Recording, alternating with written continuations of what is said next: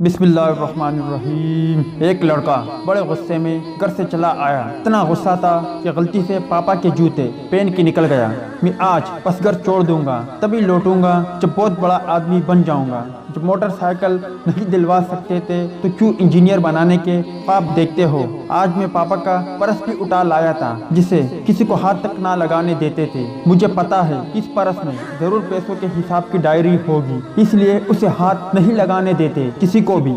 जैसे ही मैं आम रास्ते से सड़क पर आया, मुझे लगा जूतों में कुछ चुभ रहा है। मैंने जूता निकाल कर देखा, मेरी एड़ी से थोड़ा सा खून रस आया था। जूते की कोई कील निकली हुई थी। दर्द तो बहुत हुआ पर गुस्सा बहुत था और मुझे जाना ही था। घर छोड़कर जैसे ही कुछ दूर चला, मुझे पाँव में गीला गीला सा लगा। सड़क पर पानी फैला हुआ था। पाँव उठा के देखा तो जूते की तल्ली पटी हुई थी। जैसे तैसे लंगड़ा कर बस स्टॉप पर पहुंचा। पता चला 1 घंटे तक बस नहीं आएगी। मैंने सोचा क्यों ना पर्स की तलाशी ली जाए। मैंने पर्स खोला, एक पर्ची दिखाई दी। लिखा था लैपटॉप के लिए 40,000 कर्जे लिए। मैंने सोचा पर लैपटॉप तो घर में मेरे पास है। दूसरा एक जोड़ मोड़ा देखा, उसमें उनके ऑफिस की किसी शौक डे का लिखा था। उन्होंने अपना शौक लिखा, अच्छे जूते पहनना हो, अच्छे जूते पहनना। पर उनके जूते तो माँ गुज़िश्ता 4 माह से हर पहली को कहती है नई जूते ले लो, और वो हर बार कहते अभी तो 6 माह जूते और चल जाएंगे। मैं अब समझा कितने चल जाएंगे। तीसरी पर्ची,